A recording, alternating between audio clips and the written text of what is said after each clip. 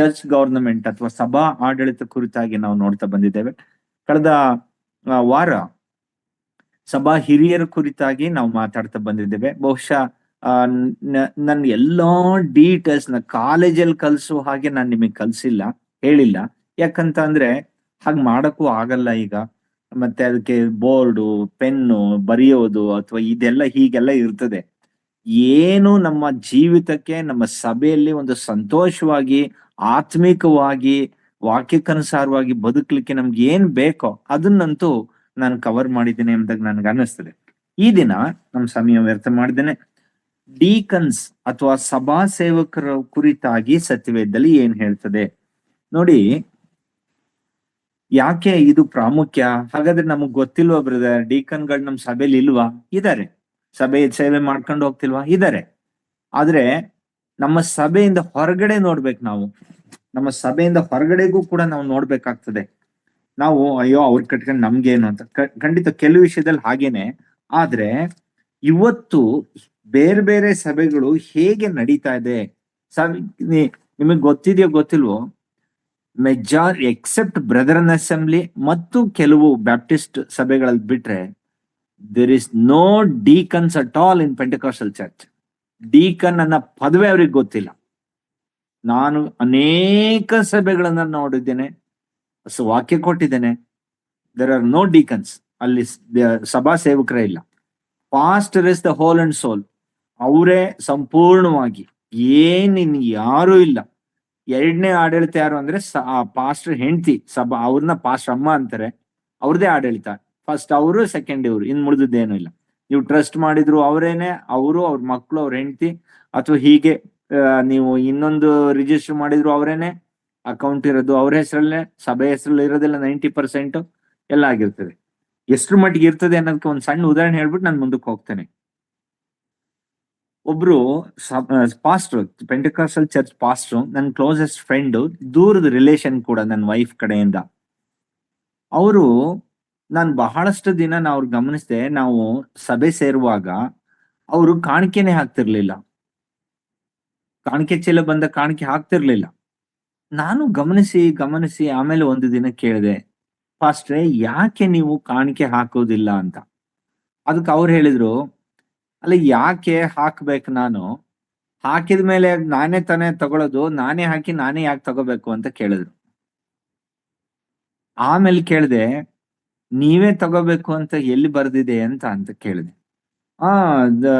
ಹಾಗೆ ಅಲ್ವಾ ಎಲ್ಲಾ ಪೆಂಟೆಕಾಸ್ಟಲ್ ಚರ್ಚಲ್ಲೂ ಮಾಡ್ತಿರೋದು, ಹಾಗೆ ಅಲ್ವಾ ಅಂತ ಹೇಳಿದೆ. ಅವ್ರಿಗೆ ಆ ದಿನದಿಂದ ಕಾಣಿಕೆ ಅಂದ್ರೇನು, ಕಾಣಿಕೆ ಕೊಡುವುದು ಅಂದ್ರೇನು, ದಶಂಭಾಗ ಅಂದ್ರೇನು ಅಂತ ಹೇಳಿ ನನಗೂ ಅವ್ರಿಗೂ ಬಹಳಷ್ಟು ಹೀಗೆ ಚರ್ಚೆ ಆಯ್ತು. Of course it was A healthy debate. ಅವರು ಆ ದಿನ ಮೊದಲುಗೊಂಡು ಇವತ್ತವರೆಗೂ ಅವರು ಅನೇಕ ಕಡೆ ಈ ಕಾಣಿಕೆ ವಿಚಾರದಲ್ಲಿ ಬರುವಾಗ ನನ್ನ ಹೆಸರು ಹೇಳ್ತಾರೆ. ಈ ವಿಚಾರ ನನಗ್ ಗೊತ್ತೇ ಇರ್ಲಿಲ್ಲ, ನನ್ ಕಾಣಿಕೆ ಹಾಕ್ತಿರ್ಲಿಲ್ಲ, ಈ ವಾಕ್ಯದ ಮೇಲೆ ನನಗೆ ಗಮನ ಹರಿಸಿ ನನ್ ಕಣ್ಣು ತರಿಸಿದ್ದು ನಾಗರಾಜ್ ಸೇವಕರು ಅಂತ ಹೇಳಿ ಇವತ್ತು ಕೂಡ ಹೇಳ್ತಾರೆ. ಹಾಗೇನೆ ಇವತ್ ಬಹಳಷ್ಟು ಸಭೆಗಳಲ್ಲಿ ಡೀಕನ್ನೇ ಇಲ್ಲ. ನಮ್ ಬ್ರದರ್ನ ಅಸೆಂಬ್ಲಿ ಬಿಟ್ರೆ ಡೀಕನ್ಗಳೇ ಇಲ್ಲ, ಎಲ್ಲ ಒಬ್ರೇನೆ, A to Z ಎಲ್ಲ ಅವರೇ ಮಾಡ್ತಾರೆ.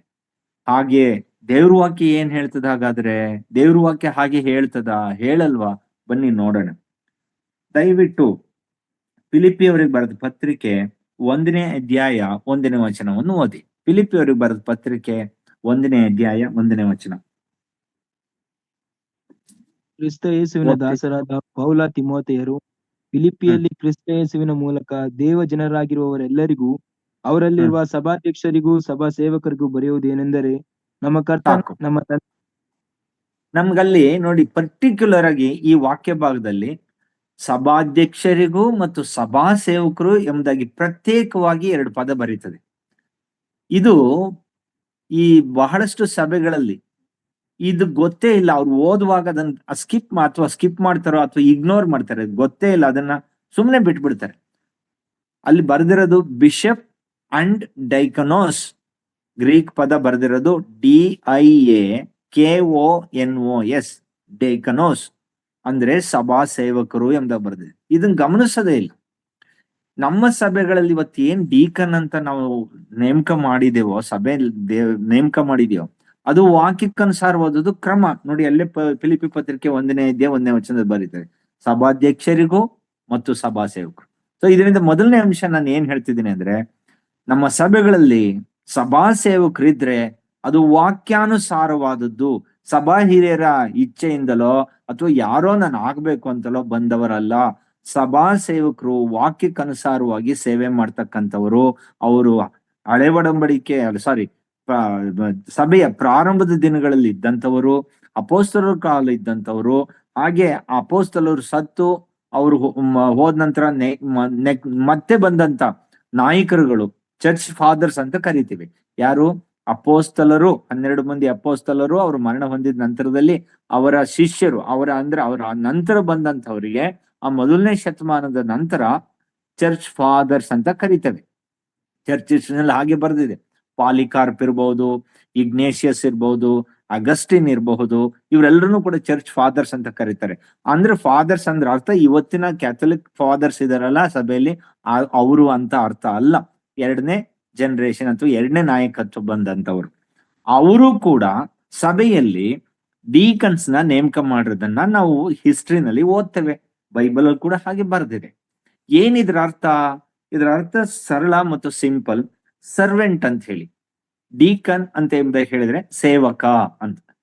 ಹೆಚ್ಚಿನ ಭಾಗ ನಾವು ಬೈಬಲ್ ಅಲ್ಲಿ ನೋಡ್ತಾ ಬಂದ್ರೆ ಸಭೆಯ ಆಡಳಿತವನ್ನ ಡೀಕನ್ಗಳ ಮೇಲೆ ಹೇರಿರುವಂತದ್ದು ಎಲ್ಲೂ ಇಲ್ಲ. ಅವ್ರಿಗೆ ಕೊಟ್ಟಿರುವಂತದ್ದು ಏನೂ ಇಲ್ಲ. ಹೆಚ್ಚಿನದಾಗಿ ನಾವು ನೋಡಿದಂತ, ನಾನು ಮುಂದಕ್ಕೆ ಸುಮಾರು ವಾಕ್ಯ ತೋರಿಸ್ತೇನೆ. ಅವ್ರಿಗೆ ಕೆಲಸ ಅಥವಾ ಕೆಲಸ ಅಂದ್ರೆ ಏನರ್ಥ? ಸಭೆಯಲ್ಲಿ ಬರುವಂತ ಕೆಲಸ ಕಾರ್ಯಗಳು, ಸೇವಕರು, ಸಭಾಧ್ಯಕ್ಷರು ಅಥವಾ ಪಾಸ್ಟರ್, ಬಿಷಪ್ ಅಥವಾ ಎಲ್ಡರನ್ನ ನಾವ್ ಏನ್ ಕರಿತೀವೋ ಅವರು ಮಾಡದೇ ಇರತಕ್ಕಂತ ಕೆಲವು ಕೆಲಸ ಕಾರ್ಯಗಳನ್ನ, ಉಸ್ತುವಾರಿ ನೋಡ್ಕೊಳ್ಳೋದ್ರನ್ನ, ಉಪಚಾರ ಮಾಡುವುದನ್ನ ನಾವು ಡೀಕನ್ ಮಾಡ್ತಕ್ಕಂಥದ್ದನ್ನ ಸತ್ಯವೇದದಲ್ಲಿ ಓದ್ತೇವೆ. ಬನ್ನಿ ಕೆಲವು ವಾಕ್ಯಗಳನ್ನ ನೋಡೋಣ. ಅದರಲ್ಲಿ ಏನ್ ಬರ್ದಿದೆ? ಅವರ ಕ್ವಾಲಿಫಿಕೇಶನ್ ಬರೆಯುವಾಗ, ಅಂದ್ರೆ ಅರ್ಹತೆ ಬರೆಯುವಾಗ ಅವ್ರ ಕೆಲಸಗಳನ್ನ ಹೇಳ್ತದೆ. ಅವ್ರ ಕೆಲಸ ಇಂಥದ್ದೇ ಎಂಬುದಾಗ ಒಂದು ವಾಕ್ಯ ಸಪರೇಟ್ ಆಗಿಲ್ಲ. ಅವ್ರ ಅರ್ಹತೆ ಹೀಗಿರ್ಬೇಕು ಅಂತ ಬರೆಯುವಾಗ ಅವ್ರ ಕೆಲಸವನ್ನು ನೋಡ್ತೇವೆ. ಹೆಚ್ಚು ಕಡಿಮೆ ಎಲ್ಡರ್ಸ್ ಕೊಟ್ಟಿರ್ತಕ್ಕಂತ ಅರ್ಹತೆಯನ್ನೇ ಕೊಟ್ಟಿದೆ. ಆದ್ರೆ ಕೆಲವು ವಿಷಯಗಳು ವ್ಯತ್ಯಾಸವಾಗಿದೆ. ಏನ್ ವ್ಯತ್ಯಾಸ, ಹೇಗೆ, ಅದನ್ನ ನೋಡೋಣ. ಅದಾದ್ಮೇಲೆ ನಾವು ಕಡೆಯದಾಗಿ ದೊಡ್ಡ ಪ್ರಶ್ನೆ ಇವತ್ತು ಕೂಡ, ಸ್ತ್ರೀಯರು ಸಭಾಧ್ಯಕ್ಷರಾಗಬಹುದೇ? Can woman be a pastor, elder, bishop or so on, or even deacon ಆಗಬಹುದಾ? ಸತ್ಯವೇದದಲ್ಲಿ ಏನ್ ಹೇಳ್ತದೆ? ಅದು ತಪ್ಪಾ, ಸರಿನಾ, ಮಾಡ್ಬೇಕಾ, ಮಾಡಬಾರ್ದಾ, ಏನ್ ಹೇಳ್ತದೆ? ಅದನ್ನು ನೋಡಿ ನಾವು ಮುಕ್ತಾಯ ಮಾಡೋಣ. ಬನ್ನಿ ಈಗ ಡೀಕನ್ ವಿಚಾರವಾಗಿ ಬರೆದಿರ್ತಕ್ಕಂಥ ಇನ್ನೊಂದು ವಾಕ್ಯವನ್ನು ಓದೋಣ. 1ನೇ ತಿಮೋಥೆ ಪತ್ರಿಕೆ 3ನೇ ಅಧ್ಯಾಯ 8ರಿಂದ 13 ವಾಕ್ಯಗಳ ಬಗ್ಗೆ ಓದೋಣ. 1 ತಿಮೋಥೆ 3, 8ರಿಂದ 13 ದಯವಿಟ್ಟು ಓದಿ. ಅದೇ ರೀತಿಯಾಗಿ ಸಭಾ ಸೇವಕರು ಗೌರವವುಳ್ಳವರಾಗಿರಬೇಕು. ಅವರು ಎರಡೂ ಮಾತಿನವರು, ಮಧ್ಯ ನಿರಂತರು, ನೀಚ ಲಾಭವನ್ನು ಅಪೇಕ್ಷಿಸುವವರು ಆಗಿರದೆ, ನಂಬಿದವರಿಗೆ ಪ್ರಕಟವಾಗಿರುವ ಸತ್ಯಾರ್ಥವನ್ನು ಶುದ್ಧ ಮನಸ್ಸಾಕ್ಷಿಯಿಂದ ಕೈಗೊಳ್ಳುವವರಾಗಿರಬೇಕು. ಇದಲ್ಲದೆ ಅವರು ಮೊದಲು ಪರೀಕ್ಷಿಸಲ್ಪಡಬೇಕು. ತರುವಾಯ ಅವರ ಮೇಲೆ ಯಾರ ತಪ್ಪು ಹೊರಿಸದಿದ್ದರೆ ಸಭಾ ಸೇವಕರ ಉದ್ಯೋಗವನ್ನು ನಡೆಸಲಿ. ಹಾಗೆಯೇ ಸಭಾ ಸೇವಕಿಯರಾದ ಸ್ತ್ರೀಯರು ಗೌರವವುಳ್ಳವರಾಗಿರಬೇಕು. ಚಾಡಿ ಹೇಳುವವರಾಗಿದ್ದರೆ ಮದ್ಯಶಕ್ತಿ ಇಲ್ಲದವರಾಗಿಯೂ ಎಲ್ಲಾ ವಿಷಯಗಳಲ್ಲಿ ನಂಬಿಗಸ್ತರಾಗಿಯೂ ಇರಬೇಕು. ಸಭಾ ಸೇವಕರು ಏಕ ಪತ್ನಿ ಉಳ್ಳವರು, ತಮ್ಮ ಮಕ್ಕಳನ್ನು ಮನೆಯವರನ್ನು ಚೆನ್ನಾಗಿ ಆಗಿರಬೇಕು. ಸಭಾ ಸೇವಕರಾಗಿ ಚೆನ್ನಾಗಿ ಕೆಲಸ ಮಾಡಿದರೂ ತಮಗೆ ಒಳ್ಳೆಯ ಪದವಿಯನ್ನು ಕ್ರಿಸ್ತ ಯೇಸುವಿನಲ್ಲಿರುವ ನಂಬಿಕೆಯ ಸಂಬಂಧವಾಗಿ ಬಹುಧೈರ್ಯವನ್ನು ಸಂಪಾದಿಸಿಕೊಳ್ಳುತ್ತಾರೆ. ಸಾಕು, ಥ್ಯಾಂಕ್ ಯು. ಸಾಕು. ನಾವು ಈ ವಾಕ್ಯದಲ್ಲಿ ಓದುವಾಗ ನಾನು ಮೊದ್ಲೇ ಹೇಳ್ದಾಗೆ ನೋಡಿ, ಇಲ್ಲಿ ಸಭಾ ಹಿರಿಯರಿಗೆ ಕೊಟ್ಟಿರ್ತಕ್ಕಂಥ ಬಹುತೇಕ ಆ ಅರ್ಹತೆಗಳನ್ನ ಇವ್ರಿಗೂ ಕೂಡ ಕೊಟ್ಟಿದೆ. ಏಕಪತ್ನಿ ಉಳ್ಳವರಾಗಿರ್ಬೇಕು, ಮನೆಯನ್ನು ಮಕ್ಕಳನ್ನು ಚೆನ್ನಾಗಿ ಆಳುವವರಾಗಿರ್ಬೇಕು. ಹಾಗೆ ಹೇಳ್ತಾ ಮುಂದೆ ಬರ್ತಾ ಹಾಗೆಯೇ ಸಭೆಯನ್ನು ಹೇಗೆ ಆಳುವರು ಅಂತ ಬರ್ದಿಲ್ಲ. ಅದ್ರ ಬದಲು ಏನ್ ಬರ್ದಿದೆ? 13ನೇ ವಚನ, ಸಭಾ ಸೇವಕರಾಗಿ ಚೆನ್ನಾಗಿ ಕೆಲಸ ಮಾಡಿದವರು ಎಂಬುದಾಗಿ ಬರ್ದಿದೆ.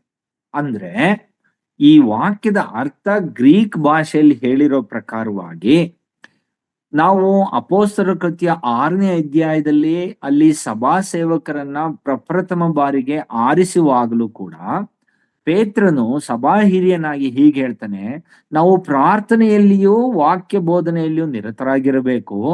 ಆದುದರಿಂದ ಈ ಈ ಪರಿಚರ್ಯ ಕೆಲಸವನ್ನ, ಅಂದ್ರೆ ಆಹಾರದ ವಿಚಾರದಲ್ಲಿ ಬರ್ತಕ್ಕಂಥ ಪರಿಚರ್ಯ ಕೆಲಸವನ್ನು ಮಾಡ್ಲಿಕ್ಕೋಸ್ಕರವಾಗಿ ಸಭಾ ಸೇವಕರನ್ನ ಆರಿಸಿಕೊಳ್ಳ್ರಿ ಎಂಬುದಾಗಿ ಹೇಳುವಂತ ವಚನಕ್ಕೂ ಇದಕ್ಕೂ ಹೋಲಿಕೆ ಮಾಡಿದ್ರೆ, ಸಭೆಯಲ್ಲಿ ಬರುವಂತ ಕೆಲಸ ಮಾಡ್ಲಿಕ್ಕಾಗಿ ದೇವರು ಇವರನ್ನ ಸಭೆಯಲ್ಲಿ ಸಭಾ ಸೇವಕರನ್ನಾಗಿ ಇಟ್ಟಿದ್ದಾನೆ.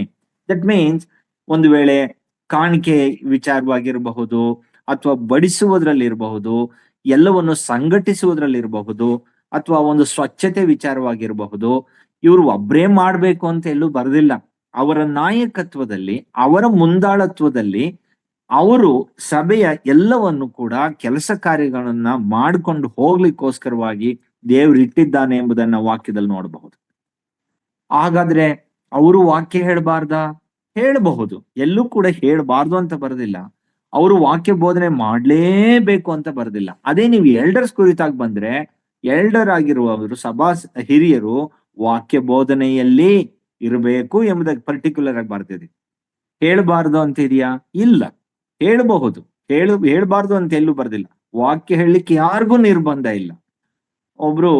ಇನ್ನೊಬ್ರು ಕಳೆದ ವಾರ ಪೆಂಟೆಕಾಸ್ಟಲ್ ಪಾಸ್ಟ್ರು ಅವ್ರು ಫೋನ್ ಮಾಡಿ ನನಗೆ ಮಾತಾಡುವಾಗ ಅವರು ಏನೇನೋ ಹೀಗೆ ಮಾತಾಡುವಾಗ ಹೀಗೆ ಹೇಳ್ತಿದ್ರು, ಬ್ರದರನ್ ಸಭೆಯಲ್ಲಿ ಒಂದು ಶಿಸ್ತೆ ಇಲ್ಲ ಅಂತಂದ್ರೆ. ಯಾಕೆ, ಏನು ಶಿಸ್ತಿಲ್ಲ ಅಂತ ಕೇಳಿದ್ರೆ, ಅಲ್ಲಿ ಯಾರು ಬೇಕಂದ್ರೆ ಅವ್ರು ವಾಕ್ಯ ಹೇಳ್ತಾರೆ.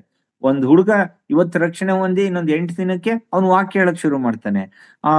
ನಮ್ಮಲ್ಲಿ ಹಾಗಲ್ಲ. ನಾವು ವಾಕ್ಯ ಹೇಳಕ್ಕೂ ಒಂದು ಘನತೆ, ಗೌರವ ಬೇಕು, ಅನಾಯಿಂಟ್ ಆಗಿರ್ಬೇಕು, ಅಂತವ್ರು ಮಾತ್ರ ಹೇಳ್ಬೇಕು. ಅಲ್ಲಿ ಹೇಗಿಲ್ಲ, ಇವತ್ತು ರಕ್ಷಣೆ ಹೊಂತಾರೆ, ನಾಳೆಗೆ ವಾಕ್ಯ ಹೇಳಕ್ ಶುರು ಮಾಡ್ತಾರೆ.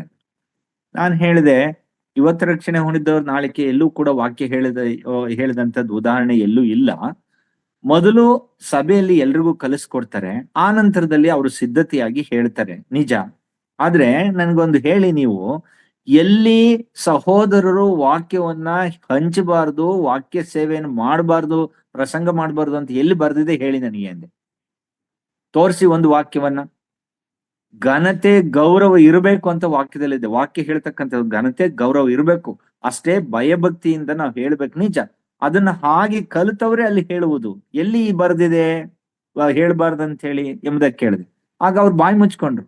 ಹೀಗೆ ಬರುವಾಗ ಬೇರೆ ಬೇರೆ ವಿಷಯವಾಗಿ ಹೀಗೆ ಮಾತಾಡಿದ್ರು. ವಾಕ್ಯವನ್ನು ಬಿಟ್ಟು ಬಹಳಷ್ಟು ಸಾಂಪ್ರದಾಯಿಕ ಮಾಡ್ತಕ್ಕಂಥ ಬಹಳಷ್ಟು ಸಭೆಗಳಿದೆ. ನಾವು ವಾಕ್ಯ ಬಿಟ್ಟು ಎಡಕ್ಕೂ ಬಲಕ್ಕೂ ತಿರುಗಬಾರ್ದು. ಒಬ್ಬ ಸಭಾ ಸೇವಕರಾಗಿದ್ರೆ ಸಭೆಯ ಕೆಲಸಗಳನ್ನ ಮಾಡ್ಬೇಕಾದದ್ದು ನಮ್ಮ ಕರ್ತವ್ಯ.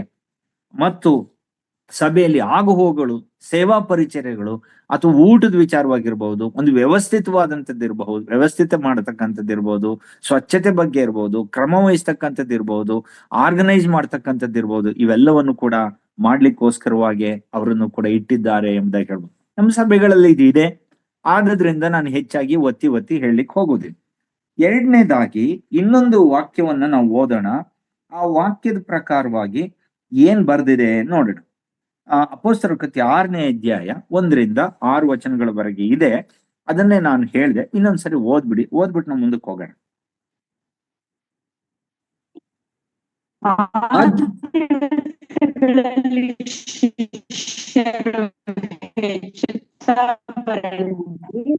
ಅವರೊಳಗೆ ಗ್ರೀಕ್ ಭಾಷೆಯವರು, ಇಬ್ರಿಯ ಭಾಷೆಯವರು, ಆಮೇಲೆ ಇದರನ್ನು ಸರಿಯಾಗಿ ಪರಾಂಬರಿಸುವ ಶಿಷ್ಯ ಮಂಡಳಿಯನ್ನು ಕೂಡಿಸಿ, ನಾವು ದೇವರ ವಾಕ್ಯೋಪದೇಶವನ್ನು ಬಿಟ್ಟು ಉಪಚಾರ ಮಾಡುತ್ತಿರುವುದು ತಕ್ಕದ್ದಲ್ಲ. ಆದುದರಿಂದ ಸಹೋದರರೇ, ಸಂಭಾವಿತರು, ಪವಿತ್ರಾತ್ಮ ಭರಿತರು, ಜ್ಞಾನ ಸಂಪನ್ನರೂ ಆಗಿರುವ 7 ಮಂದಿಯನ್ನು ನಿಮ್ಮೊಳಗೆ ನೋಡಿ ಆರಿಸಿಕೊಳ್ಳಿರಿ. ಅವರನ್ನು ಈ ಕೆಲಸದ ಮೇಲೆ ನೇಮಿಸುವೆವು. ನಾವಾದರೂ ಪ್ರಾರ್ಥನೆಯನ್ನು ವಾಕ್ಯೋಪ ಹೇಳಿದರು. ಈ ಮಾತು ಸರ್ವಮಂಡಲಿಗೆ ಒಳ್ಳೆಯದೆಂದು ತೋಚಿತು. ಅವರು ಪವಿತ್ರಾತ್ಮ ಭರಿತನೂ ನಂಬಿಕೆಯಿಂದ ತುಂಬಿದವನೂ ಆದ ಸ್ಟೆಫನನನ್ನು, ಫಿಲಿಪ್ಪನನ್ನು, ಪ್ರೊಕ್ರೇನ, ನಿರ, ತಿಮೋನ, ಪರ್ಮೇನ್, ಯಹೂದ್ಯ ಮತಾವಲಂಬಿಯಾದ ಅಂತಿಯೋಕ್ಯದ ನಿಕೋಲಾಯ ಎಂಬುವರನ್ನು ಆರಿಸಿಕೊಂಡು ಅಪೊಸ್ತಲರ ಮುಂದೆ ನಿಲ್ಲಿಸಿದರು. ಅಪೊಸ್ತಲರು ಪ್ರಾರ್ಥನೆ ಮಾಡಿ ಅವರ ಮೇಲೆ ಕೈಗಳನ್ನಿಟ್ಟು ನೇಮಿಸಿದರು. Thank you sister. ಚಂದವಾಗಿ ನಾವು ಬಹುಶಃ ಈ ಇಂಟರ್ನೆಟ್ ಪ್ರಾಬ್ಲಮ್ ಇಂದ ಏನೋ ನೀವು ಓದಿದ್ದು ಕೆಲವು ಮಿಸ್ ಆಗ್ತಾ ಇತ್ತು, ಇಂಟರ್ನೆಟ್ ಸಮಸ್ಯೆ ಎಂಬುದಾಗಿ ಅನ್ನಿಸ್ತದೆ. ನಾವು ಇಲ್ಲಿ ಒಂದು ಅಂಶವನ್ನು ಗಮನಿಸ್ಬೇಕು. ನಾವು ವಾಕ್ಯೋಪದೇಶ ಮಾಡ್ತಕ್ಕಂಥವರು ಮತ್ತೆ ಇನ್ನು ಈ ವಾಕ್ಯ ಪರಿಚರ್ಯ ಮಾಡ್ತಕ್ಕಂಥವ್ರಿಗೆ ಹೆಚ್ಚಾಗಿ ಮತ್ತು ಸೇವೆ ಮಾಡ್ತಕ್ಕಂಥ ಪೂರ್ಣಾವಧಿ ಸೇವಕರಿಗೆ ಅವರು ಪವಿತ್ರಾತ್ಮ ಭರಿತರಾಗಿ ಮಾತಾಡ್ಬೇಕು, ಪವಿತ್ರಾತ್ಮ ಭರಿತರಾಗಿ ನಾವು ವಾಕ್ಯೋಪದೇಶವನ್ನು ಬೋಧಿಸ್ಬೇಕು ಎಂಬುದಾಗಿ ಅನೇಕ ಸಮಯದಲ್ಲಿ ಹೇಳ್ತೇವೆ. ಅದು ಸತ್ಯ. ಆದರೆ ನಾವು ಗಮನಿಸ್ಬೇಕು, ಒಬ್ಬ ಸಭಾ ಸೇವಕನು ಕೂಡ ಉಪಚಾರ ಮಾಡ್ತಕ್ಕಂಥವ್ರು ಕೂಡ ಸಭೆಯಲ್ಲಿ ಪವಿತ್ರಾತ್ಮ ಭರಿತರಾಗಿರ್ಬೇಕೆಂಬುದಾಗಿ ಬರೆದಿದೆ. Even the deacon who serves food, who take care of the church organization has to be filled by the God Spirit. ದೇವರ ಆತ್ಮನಿಂದ ತುಂಬಿಸಲ್ಪಟ್ಟಿರ್ಬೇಕೆಂಬುದಾಗಿ ಹೇಳ್ತದೆ. ಹೇಗೆ ವಾಕ್ಯ ಹಂಚಬೇಕಾದವ್ರಿಗೆ ಮಾತ್ರ ಅಲ್ಲ, ನಾವು ಊಟ ಬಡಿಸುವುದ್ರಲ್ಲೂ, ಸ್ವಚ್ಛತೆ ಮಾಡುವುದ್ರಲ್ಲಿಯೂ, ಒಂದು ಊಟವನ್ನು ಏರ್ಪಡಿಸುವಂತ ವಿಚಾರದಲ್ಲಿ ಇರಬಹುದು, ಅಥವಾ ಒಂದು ಹಣಕಾಸಿನಲ್ಲಿ ಇರಬಹುದು, ಇದೆಲ್ಲ ವ್ಯವಸ್ಥಿತ ಮಾಡುವಾಗ, ಮ್ಯಾನೇಜ್ ಮಾಡುವಾಗ, even they should be filled by the Holy Spirit. ಅವರು ಕೂಡ ಈ ಕೆಲಸವನ್ನು ಮಾಡ್ಲಿಕ್ಕೆ ಆತ್ಮಭರಿತವಾಗಿ ಮಾಡಬೇಕು. ಇದರಿಂದ ಒಂದು ಅರ್ಥ ಆಗೋದೇನಂದ್ರೆ, ಸಭೆಯ ಸೇವೆ ಮಾಡ್ತಕ್ಕಂಥ ಯಾರೇ ಆಗ್ಲಿ, even the believer who sweep the floor has to be filled by the Holy Spirit. ಪವಿತ್ರಾತ್ಮನಿಂದ ತುಂಬಿದವರಾಗಿ ಇವನ್ ಕಸ ಗುಡಿಸ್ತಕ್ಕಂಥವ್ರು, ಸ್ವಚ್ಛತೆ ಮಾಡ್ತಕ್ಕಂಥವ್ರು ಕೂಡ ಆತ್ಮಿಕತೆಯಿಂದ ನಡ್ಕೊಳ್ಳುವವರಾಗಿರ್ಬೇಕು. ಸಭಾ ಸೇವೆ ನಮ್ಮ ಮಾನಸಿಕ ಜ್ಞಾನದಿಂದಾಗ್ಲಿ ಅಥವಾ ಒಂದು ಬಾಹ್ಯವಾದ ತೋರಿಕೆಗಾಗ್ಲಿ ಆಗ್ಬಾರ್ದು. ಅವರು ಕೂಡ ಪವಿತ್ರಾತ್ಮ ಭರಿತರು, ಸಂಪನ್ನರು, ಜ್ಞಾನ ಸಂಪನ್ನರು ಆಗಿರುವವರು, ಸಂಭಾವಿತರು ಆಗಿರ್ಬೇಕು ಎಂಬುದಾಗಿ ವಾಕ್ಯ ಹೇಳ್ತದೆ. ಹಾಗಾಗಿ ಸಭಾ ಸೇವಕರು ಅವರು ಏನ್ ಸಾಧಾರಣದಲ್ಲ, ಪವಿತ್ರಾತ್ಮನ ಪ್ರೇರೇಪಣೆಯಿಂದ ಇರ್ತಕ್ಕಂಥವ್ರು ಎಂಬುದನ್ನ ನಾವು ಮರಿಬಾರ್ದು. ಆದುದರಿಂದ ಅವ್ರಿಗೆ ತಕ್ಕಂತ ಗೌರವ ಮಾನ ನಾವು ಏನ್ ಕೊಡ್ಬೇಕೋ ಹಾಗೆ ಕೊಡ್ಬೇಕಾದದ್ದು ನಮ್ಮ ಕರ್ತವ್ಯ. ನಾವು ಮುಂದಕ್ಕೆ ಬಂದ್ರೆ ಇನ್ನು ಬಹಳಷ್ಟು ವಾಕ್ಯಗಳಲ್ಲಿ ಒಂದು ಕಾಂಟ್ರವರ್ಸಿ, ಈಗಾಗ್ಲೇ ನಾನು ಹೇಳಿದಾಗೆ ಬಹಳಷ್ಟು ಜನ ಬ್ರದರನ್ ಸಭೆ ಮೇಲೆ ನೀವು ತಪ್ಪು ಅಂತ ಹೇಳ್ತಾರೆ. ಆ ವಾಕ್ಯ ಏನಪ್ಪಾ ಅಂದ್ರೆ, 1 ತಿಮೋಥೆ ಪತ್ರಿಕೆ 3ನೇ ಅಧ್ಯಾಯ ನಾವು 13ನೇ ವಚನದಲ್ಲಿ, ದಯವಿಟ್ಟು 13ನೇ ವಚನ ಇನ್ನೊಂದು ಸಾರಿ ಓದ್ಬೇಕಂತ ಕೇಳ್ಕೊಳ್ತೇನೆ. 1 ತಿಮೋಥೆ 3ನೇ ಅಧ್ಯಾಯ 11ನೇ ವಚನ. ಹಾಗೆಯೇ ಸಭಾ ಸೇವಕಿಯರಾದ ಸ್ತ್ರೀಯರು ಗೌರವವುಳ್ಳವರಾಗಿರಬೇಕು, ಚಾಡಿ ಹೇಳುವವರಾಗಿರದೆ. ಸಾಕು. ಬಹುಶಃ ಯಾರು ಚಾಡಿ ಹೇಳದಿಲ್ಲದೆ ಇರೋದ್ರಿಂದ ಆ ಪದವನ್ನು ನಾನು ಜಾಸ್ತಿ ಒತ್ತಿ ಹೇಳೋದಿಲ್ಲ. ಇಲ್ಲಿ ನಮ್ಮ ಸಭೆಗಳ ಮೇಲೆ ಜಾಸ್ತಿ ಒತ್ತಿ ಮಾಡುವಂತ ಆರೋಪ ಏನು ಅಂದ್ರೆ, ನೀವು ಸ್ತ್ರೀಯರಿಗೆ ಗೌರವ ಕೊಡೋದಿಲ್ಲ ಬ್ರದರನ್ ಸಭೆಗಳಲ್ಲಿ, ಅವರನ್ನ ಬಾಯಿ ಕಟ್ಟಿ ಕೂರಿಸ್ತಿರ್ತೀರಾ, ನೀವು ಮಾಡ್ತಕ್ಕಂಥದ್ದು ಸರಿಯಲ್ಲ, ವಾಕ್ಯ ಹಾಗೆ ಹೇಳ್ತದ ಹೀಗೆ ಹೇಳ್ತದ ಅಂತ ಬಹಳಷ್ಟು ಸರಿ ಹೇಳ್ತಾರೆ. ಅದಕ್ಕೆ ಅವ್ರು ಉಪಯೋಗಿಸುವಂತ ಒಂದು ವಾಕ್ಯ ಇದು ಕೂಡ. ಯಾವುದು? 11ನೇ ವಚನ, ಸಭಾ ಸೇವಕಿಯರಾದ ಸ್ತ್ರೀಯರು ಎಂಬುದಾಗಿ ಬರ್ದಿದೆ. ಎಲ್ಲಿ ಸಭಾ ಸೇವಕಿಯರು ಸ್ತ್ರೀಯರು ಅಂತ ಬರ್ದಿದೆಯಲ್ಲ, ನೀವು ಸೇವಕಿಯವರಿಗೆ ಗೌರವನ ಅವ್ರು ಯಾರು ಇಲ್ಲ ನಿಮ್ ಸಭೆಗಳಲ್ಲಿ, ಸೇವಕಿಯರೇ ಇಲ್ವಲ್ಲ ಅಂತ ಹೇಳ್ತಾರೆ. ಆದ್ರೆ ನಾವು ಅಲ್ಲೇ ವಾಕ್ಯದಲ್ಲಿ ಆ ಗ್ರೀಕ್ ವರ್ಷನ್ ನಿಜವಾಗಿ ಬರ್ದಿರ್ತಕ್ಕಂಥದ್ದು ಏನು ಅಂದ್ರೆ, ನೀವು ಅಲ್ಲೊಂದು ಫುಟ್ ನೋಟ್ ಇದೆ, ದಯವಿಟ್ಟು ಎಲ್ರೂ ಗಮನಿಸಿ, please look into your Bible. ನೀವು ವಾಕ್ಯ ನೋಡ್ರಿ, ಅಲ್ಲಿ ಫುಟ್ ನೋಟ್ ಇದೆ 31. ಅದರ ಫುಟ್ ನೋಟ್ ಅಲ್ಲಿ ಕೆಳಗಡೆ ಓದಿ ನೋಡಿ ಏನಂತ ಬರ್ದಿದೆ ಅಂತ. ಓದಿ.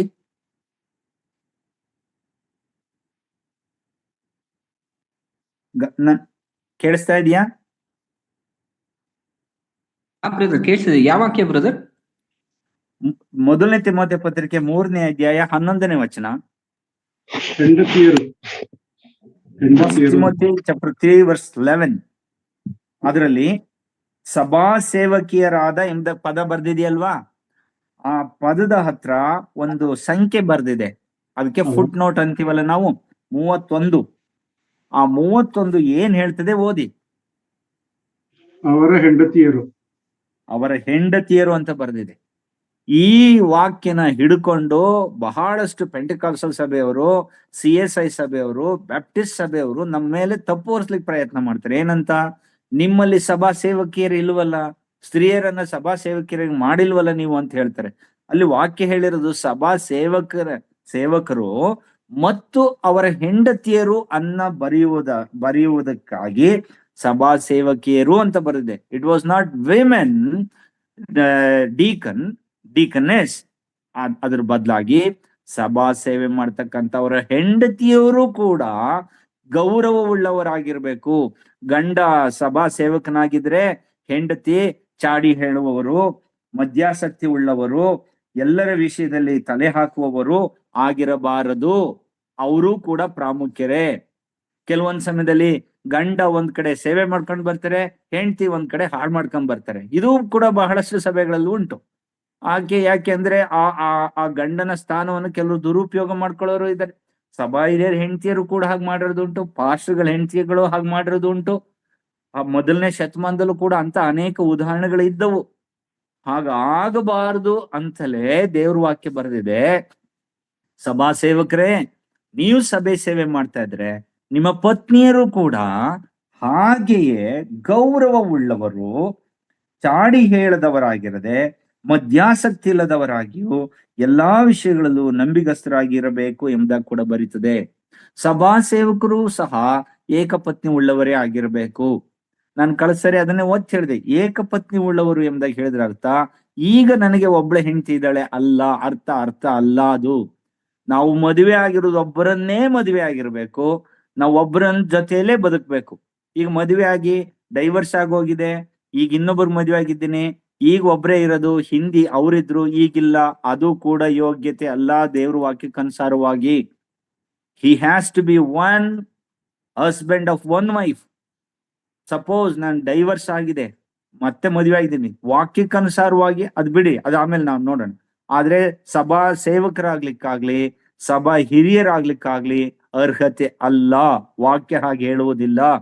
ಬಹಳಷ್ಟು ಕಡೆ ಇದನ್ನು ಗಮನಿಸೋದೇ ಇಲ್ಲ. ನಾನೂ ನೋಡಿದೀನಿ, ಕೆಲವೊಂದು ಸಭೆಯಲ್ಲಿದೆ, ಅವರು ಈಗಿರೋದು 2ನೇ ಪತ್ನಿ, ಅವರು ಕೂಡ ಸಭಾ ಹಿರಿಯರಾಗಿದ್ದಾರೆ. ವಾಕ್ಯದಲ್ಲಿ ಹಾಗೆ ಹೇಳುವುದಿಲ್ಲ, ಅದರ ಅರ್ಥ ಅದಲ್ಲ. ಅದು ಡೀಕನ್ಗಳಿಗೂ ಕೂಡ ಅನ್ವಯಿಸ್ತದೆ ಎಂಬುದನ್ನ ನಾವು ನೋಡ್ತೀವಿ.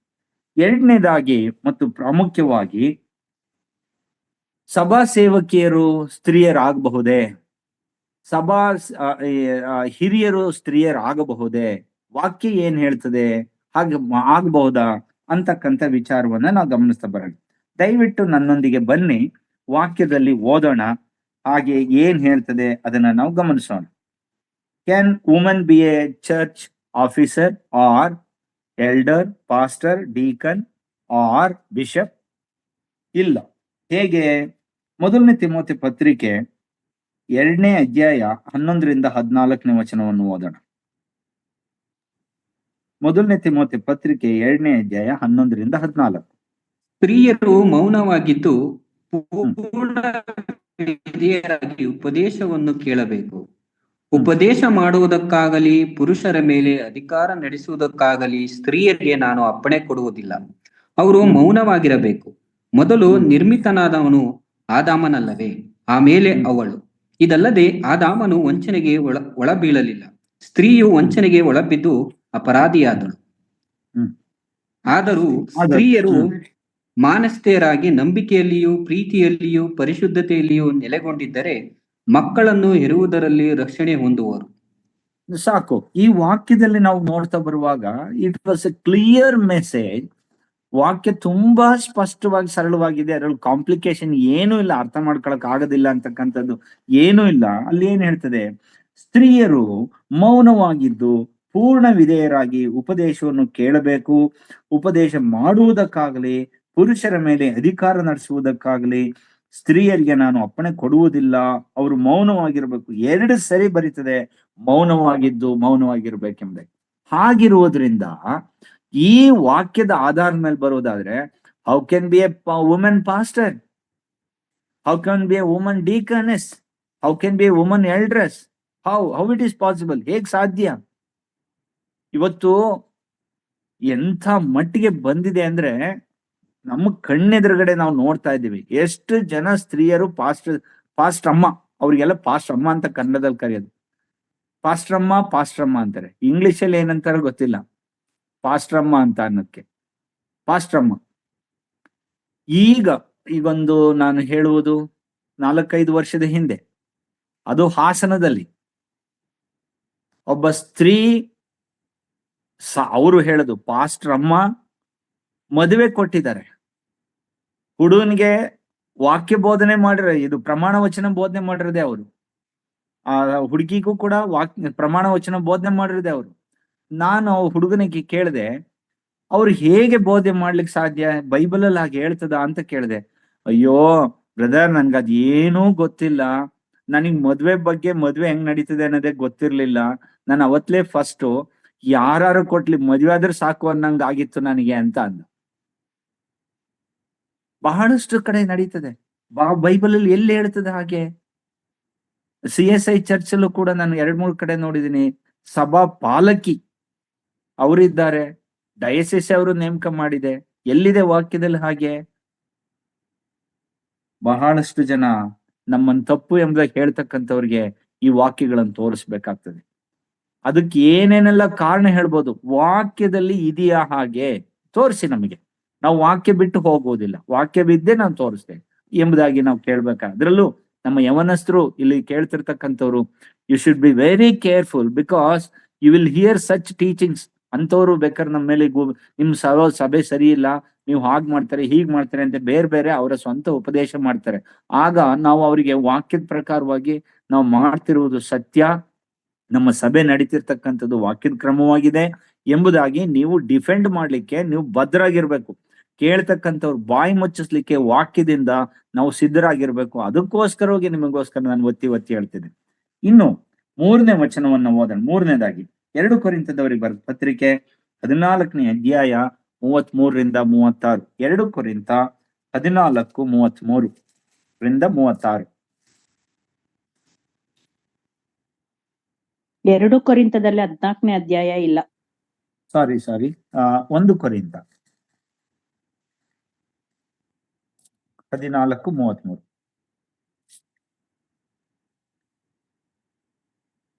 ದೇವರು ಸಮಾಧಾನಕ್ಕೆ ಕಾರಣನೇ ಹೊರತು ಗಲಿಬಿಲಿಗೆ ಕಾರಣನಲ್ಲ. ದೇವಜನರ ಎಲ್ಲಾ ಸಭೆಗಳ ಮರ್ಯಾದೆಯ ಪ್ರಕಾರ ಸ್ತ್ರೀಯರು ಸಭೆಯ ಕೂಟಗಳಲ್ಲಿ ಸುಮ್ಮಗಿರಬೇಕು. ಮಾತಾಡುವುದಕ್ಕೆ ಅವರಿಗೆ ಅಪ್ಪಣೆ ಇಲ್ಲ, ಅವರು ಅಧೀನದಲ್ಲಿರಬೇಕು. ಧರ್ಮಶಾಸ್ತ್ರದಲ್ಲಿಯೂ ಹೀಗೆ ಹೇಳಿದೆಯಲ್ಲ. ಅವರು ಏನಾದರೂ ತಿಳುಕೊಳ್ಳುವುದಕ್ಕೆ ಅಪೇಕ್ಷಿಸಿದರೆ ಮನೆಯಲ್ಲಿ ತಮ್ಮ ಗಂಡಂದಿರನ್ನು ಕೇಳಲಿ. ಸ್ತ್ರೀಯರು ಸಭೆಯಲ್ಲಿ ಮಾತಾಡುವುದು ನಾಚಿಕೆಗೆಟ್ಟ ಕೆಲಸವಾಗಿದೆ. ಸಾಕು, ನಾವು ಜಾಸ್ತಿ ಇನ್ನು ಹೋಗೋದು ಬೇಡ. ಈ ವಾಕ್ಯನ ನಾಗರಾಜ್ ಬರ್ದಿಲ್ಲ, ಅಥವಾ ಇವತ್ತಿನ ಎಲ್ಡರ್ಸ್ ಬರ್ದಿಲ್ಲ, ಅಥವಾ ಡೀಕನ್ಸ್ಗಳು ಬರ್ದಿಲ್ಲ. ಮೊದಲನೇ ಶತಮಾನದಲ್ಲೇ ದೇವರು ತನ್ನ ಸೇವಕನ ಮೂಲಕವಾಗಿ ಬರ್ಸಿ ಇಟ್ಬಿಟ್ಟಿದ್ದಾನೆ. We have not written this. ಇದು ಹೀಗೆ ಹೇಳುವುದರ ಅರ್ಥ ಸ್ತ್ರೀಯರಿಗೆ ಸ್ಥಾನ ಕಡಿಮೆ ಅಂತನೋ, ಅಥವಾ ಸ್ತ್ರೀಯರಿಗೆ ಗೌರವ ಇಲ್ಲ ಅಂತನೋ, ಸ್ತ್ರೀಯರನ್ನ ಕೆಳಮಟ್ಟಕ್ಕೆ ನೋಡ್ಬೇಕು ಅಂತ ಅರ್ಥ ಅಲ್ಲ. They are all equal to men. ಎಲ್ಲಾ ಸಹೋದರರಿಗೆ ಸಹೋದರಿಯರು ಸಮ. ಅವರ ಕೆಲಸ ಕಾರ್ಯಗಳಲ್ಲಿ, ಅವರ ಸೇವೆಯಲ್ಲಿ, ಅವರ ಘನತೆಯಲ್ಲಿ, ಗೌರವದಲ್ಲಿ, ರಕ್ಷಣೆಯಲ್ಲಿ ಏನೋ ವ್ಯತ್ಯಾಸ ಇಲ್ಲ. But when it comes to church, ಸಭೆಗೆ ಬರುವಾಗ ಸಭೆಯಲ್ಲಿ ಎಲ್ಡರ್ಸ್ ಹೇಗ್ ನಡ್ಕೊಳ್ಬೇಕು, ಡೀಕನ್ಸ್ ಹೇಗ್ ನಡ್ಕೊಳ್ಬೇಕು, ಸ್ತ್ರೀಯರ್ ಹೇಗ್ ನಡ್ಕೊಳ್ಬೇಕು, ಮಕ್ಕಳು ಹೇಗ್ ನಡ್ಕೊಳ್ಬೇಕು, ವಿಧವೆಯರ್ ಹೇಗ್ ನಡ್ಕೊಳ್ಬೇಕು ಎಂಬುದಾಗಿ ಸ್ಪಷ್ಟವಾಗಿ ಬರ್ದಿದೆ. ಅದನ್ನ ನಾವು ಅನುಸರಿಸ್ಬೇಕೇ ವಿನಃ ಕೆಲವು ಕಡೆ ಹೇಳ್ತಾರೆ ಅವ್ರ ಪತ್ನಿ ಗಂಡನಿಗಿಂತಲೂ ಚೆನ್ನಾಗಿ ಓದಿದ್ದಾರೆ, ಹಾಗಿರೋದ್ರಿಂದ ಅವ್ರಿಗೆ ಚೆನ್ನಾಗಿ ಅಡ್ಮಿನಿಸ್ಟ್ರೇಷನ್ ಗೊತ್ತು, ಅವ್ರಿಗೆ ತಿಳುವಳಿಕೆ ಗೊತ್ತು, ಹಾಗೆ ಮಾಡಬಹುದಲ್ವಾ, ಇವ್ರಿಗೆ ಗೊತ್ತಿಲ್ಲ ಅಂತ ಹೇಳಿ. ಗೊತ್ತಿಲ್ಲ ಅಂದ್ರೆ ಅವರು ಸುಮ್ನೆ ಇರ್ಲಿ. ಗೊತ್ತಿರೋರೆಲ್ಲರೂ ಕೂಡ ಸಭಾ ಸೇವಕರಾಗ್ಲಿಕ್ಕೆ ಆಗೋದಿಲ್ಲ, ಗೊತ್ತಿರೋರೆಲ್ಲರೂ ಕೂಡ ಸಭಾ ಹಿರಿಯರಕ್ಕೆ ಆಗಕ್ಕಾಗೋದಿಲ್ಲ. ಹಂಗಂತ ಅನ್ನೋದಾಗಿದ್ದಿದ್ರೆ ಇವತ್ತಿನ ವಿಶ್ವವಿದ್ಯಾಲಯದ ಕುಲಪತಿಗಳೆಲ್ಲ ಸಭಾ ಹಿರಿಯರಾಗ್ಬೇಕಾಗಿತ್ತು. ಅವರು ಬಹಳ ಓದಿರೋರು, PhD ಮಾಡಿದವರೆಲ್ಲ ಬರ್ಬೇಕಾಗಿತ್ತು. ಅಥವಾ ಇನ್ನೂ ಹೆಚ್ಚಾದಂತ ಸೈಂಟಿಸ್ಟ್ಗಳು, ತಿಳುವಳಿಕೆ ಇದ್ದವರೆಲ್ಲ ಸಭಾ ಹಿರಿಯರಾಗ್ಬೋದಾಗಿತ್ತು. ಹಾಗೆ ವಾಕ್ಯ ಹೇಳುವುದಿಲ್ಲ. ಜ್ಞಾನ ಇದ್ದ ಕ್ಷಣಕ್ಕೆ ಆಗೋದಿಲ್ಲ. ದೇವರ ಆತ್ಮನಿಂದ ತುಂಬಿಸಲ್ಪಡ್ಬೇಕು, ಅದು ವಾಕ್ಯಕ್ಕನುಸಾರವಾಗಿರ್ಬೇಕು. ಮೂರನೇದಾಗಿ, ನಾವು ಯೇಸು ಸ್ವಾಮಿ ಶಿಷ್ಯರನ್ನ ಆರಿಸಿಕೊಳ್ಳುವಾಗ 12 ಮಂದಿ ಶಿಷ್ಯರನ್ನ ಆರಿಸಿಕೊಂಡಾಗ ಯಾರನ್ನು ಸ್ತ್ರೀಯರನ್ನ ಆರಿಸಿಕೊಂಡಿಲ್ಲ. ಇಲ್ಲ. ಏಕೆ? ಬಹುಶಃ ನಾವು ಕೊರಿಂಥ ಪತ್ರಿಕೆಯಲ್ಲಿ ಓದ್ದೆ ಹಾಗೆ, ತಿಮೋಥೆ ಪತ್ರಿಕೆಯಲ್ಲಿ ಓದ್ದೆ ಹಾಗೆ, ಮೊದಲು ನಿರ್ಮಿತನಾದವನು ಆದಾಮನಲ್ಲವೇ? ಮೊದಲು ಪಾಪಕ್ಕೆ ಒಳಗಾಗಿದ್ದು ಹವ್ವಳಲ್ಲವೇ? ನೀವು ಆ ಗಂಡನಿಗೆ ಆಕೆಗೆ ಅಧೀನಳಾಗಿರ್ಬೇಕು ಆಕೆ ಎಂಬುದಾಗಿ ಹೇಳಿದ ಒಂದು ವಾಕ್ಯಕ್ಕನುಸಾರವಾಗಿಯೇ ಇರಬಹುದು. ಸ್ವಾಮಿ ಆರಿಸಿಕೊಳ್ಳಿಲ್ಲ. ಅಪೋಸ್ತಲರು ಯಾರು ಬರಲಿಲ್ಲ. ಅಪೋಸ್ತಲರಾದ ನಂತರದಲ್ಲಿ ನಾವು ಯೋಹಾನನು ಕಡೆ ಶಿಷ್ಯ ಸತ್ತ ನಂತರದಲ್ಲಿಯೂ ಕೂಡ ಸಭೆಯನ್ನ ಪರಿಪಾಲನೆ ಮಾಡ್ಲಿಕ್ಕಾಗಿ ಸ್ತ್ರೀಯರು ಸಭಾ ಸೇವಕಿಯರಾಗ್ಲಿ, ಡೀಕನಸ್ ಆಗ್ಲಿ, ಅಥವಾ ಎಲ್ಡರ್ ಆಗ್ಲಿ, ಪಾಸ್ಟರ್ಗಳಾಗ್ಲಿ ಬಂದದ್ದು ಉದಾಹರಣೆ ಚರ್ಚ್ ಕೂಡ ಇಲ್ಲ. ಯಾಕಂದ್ರೆ ನಾವು ಯೇಸು ಸ್ವಾಮಿಯಿಂದ ಶಿಷ್ಯರು ಕೇಳಿ ಅದನ್ನೇ ಅನುಸರಿಸ್ಕೊಂಡು ಬಂದಿದ್ದಾರೆ. ಶಿಷ್ಯರಿಂದ ಅವ್ರ ನಂತರದ ನಾಯಕತ್ವ ಕೂಡ ಅದನ್ನೇ ಅನುಸರಿಸ್ಕೊಂಡು ಬಂದಿದ್ದಾರೆ. ಅದಾದ ನಂತರದಲ್ಲಿ ಹೀಗೆ ತಲೆಮಾರುಗಳ ಕಾಲ ಏನು ಸಭೆಯಲ್ಲಿ ಸ್ವಾಮಿ ಹೇಳಿದಂತ ವಾಕ್ಯನ ಪರಿಪಾಲನೆ ಮಾಡ್ಕೊಂಡು ಬಂದ್ರೋ ಹಾಗೇ ಇಲ್ಲಿವರೆಗೆ ಬಂದಿದೆ. ಯಾರು ತಮ್ಮ ಸ್ವಂತ ಅಭಿಪ್ರಾಯದಿಂದ ಮಾಡ್ತಕ್ಕಂಥದ್ದಲ್ಲ. ಹಾಗಾಗಿ ಕೂಡ ಒಂದು ಕಾರಣ ಇರ್ಬೋದು. ಮೂರನೇದಾಗಿ, ಎಲ್ಲೂ ಕೂಡ ಚರ್ಚ್ ಹಿಸ್ಟ್ರಿನಲ್ಲಿ ಆಗ್ಲಿ ಅನೇಕ ಸೇವೆ ಮಾಡಿದವರು ಓದ್ತೀವಿ, ಉಪಚಾರ ಮಾಡಿದವರು ಓದ್ತೀವಿ, ವಾಕ್ಯವನ್ನ ಮಕ್ಕಳಿಗೆ ಹೇಳಿ ತರಬೇತಿ ಮಾಡಿದಂಥವ್ರು, ಮತ್ತೆ ತಮ್ಮ ಮನೆಯಲ್ಲಿ ಮಕ್ಕಳಿಗೆ ತಿದ್ದಿದವರು, ಅನೇಕ ವಾಕ್ಯ ಸೇವೆ ಅಂದ್ರೆ ಪುಸ್ತಕ ಬರೆಯುವುದ್ರಲ್ಲಿ ಇರ್ಬೋದು, ಟ್ರಾನ್ಸ್ಲೇಷನ್ ಅಲ್ಲಿ ಇರಬಹುದು, ಇನ್ನು ಬೇರೆ ಬೇರೆ ಸೇವೆ ಎಲ್ಲ ಮಾಡಿದಂತ ಬಹಳಷ್ಟು ಸ್ತ್ರೀಯರನ್ನ ನಾವು ಓದ್ತೀವಿ. ಆಮೇಲೆ ಸುವಾರ್ತೆ ಹೇಳುವುದರಲ್ಲಿ, ಸಾಕ್ಷಿ ಕೊಡುವುದರಲ್ಲಿ ಬಹಳಷ್ಟು ಸಹೋದರಿಯರು ಸೇವೆ ಮಾಡಿದ್ದಾರೆ. ನಾನು ಇಲ್ಲ ಅಂತ ಹೇಳೋದಿಲ್ಲ. ಆದ್ರೆ ಸಭಾ ಹಿರಿಯರಾಗಿರ್ಲಿಲ್ಲ, ಸಭಾ ಸೇವಕರು ಕೂಡ ಆಗಿರ್ಲಿಲ್ಲ. ಅದೆಲ್ಲೂ ಕೂಡ ಚರ್ಚ್ ಹಿಸ್ಟ್ರಿನಲ್ಲಿ ನಾವು ಓದುವುದಿಲ್ಲ. ಹಾಗಾಗಿ ನಮ್ಮ ಅಂತಿಮ ಭಾಗ, ಸ್ತ್ರೀಯರು ಸಭೆಯಲ್ಲಿ ನಾಯಕತ್ವವನ್ನ ವಹಿಸುವುದನ್ನ ಸತ್ಯವೇದ ಹೇಳುವುದಿಲ್ಲ. ಅನೇಕರು ಹೀಗೆ ಈ ದಿನಗಳಲ್ಲಿ ಹಾಗೆ ಸಭೆಗಳಲ್ಲಿ ಉಂಟು. ಆದುದರಿಂದ ಅದು ವಾಕ್ಯಕ್ಕೆ ವಿರುದ್ಧವಾದದ್ದು ಎಂಬುದನ್ನು ಹೇಳಿ ನಾನು ನಿಲ್ಲಿಸ್ಲಿಕ್ಕೆ ಹೋಗ್ತೇನೆ. ನಾನು ಇವತ್ತು ಇನ್ನೂ 10 ನಿಮಿಷ ಇದೆ ನಿಲ್ಲಿಸ್ತಾ ಇದ್ದೀನಿ. ಕಾರಣ ಏನಂದ್ರೆ, ಇಷ್ಟು ದಿನಗಳು ವಾಕ್ಯವನ್ನು ಕೇಳ್ಕೊಂಡು ಬಂದಿದ್ದೇವೆ. ನಿಮಗೆ ಎಷ್ಟರ ಮಟ್ಟಿಗೆ ಇದು ಉಪಯೋಗ ಆಗಿದೆಯೋ ಆಗಿಲ್ವೋ, ಸಂತೋಷವಾಗಿದೆಯೋ ಆಗಿದೆ ಏನು ನನಗ್ ಗೊತ್ತಿಲ್ಲ. ಬಹುಶಃ ಈ ಡಿಸೆಂಬರ್ ಕಡೆಗೆ ನಾವು ನಿಲ್ಲಿಸ್ತೇವೆ. ನಾನು ನಿಲ್ಲಿಸ್ಲಿಕ್ಕೆ ಹೋಗ್ತೇನೆ. ಯಾಕೆಂದ್ರೆ it is very lengthy book, ತುಂಬಾ ಇದೆ ನೋಡಿ. ಇಷ್ಟು ದಪ್ಪ ಪುಸ್ತಕ ಥಿಯಾಲಜಿನಲ್ಲಿ ನಾವು ಒಂದೊಂದು ಗಂಟೆಯಲ್ಲಿ ಒಂದೊಂದು ಚಾಪ್ಟರ್ ಕೂಡ ಕಲಿಯಕ್ ಆಗೋದಿಲ್ಲ. ಏನೇನ್ ಬೇಕೋ ಅದನ್ನ ನಿಮ್ ಮುಂದೆ ಹಂಚಿಕೊಂಡು ಬಂದಿದ್ದೇನೆ.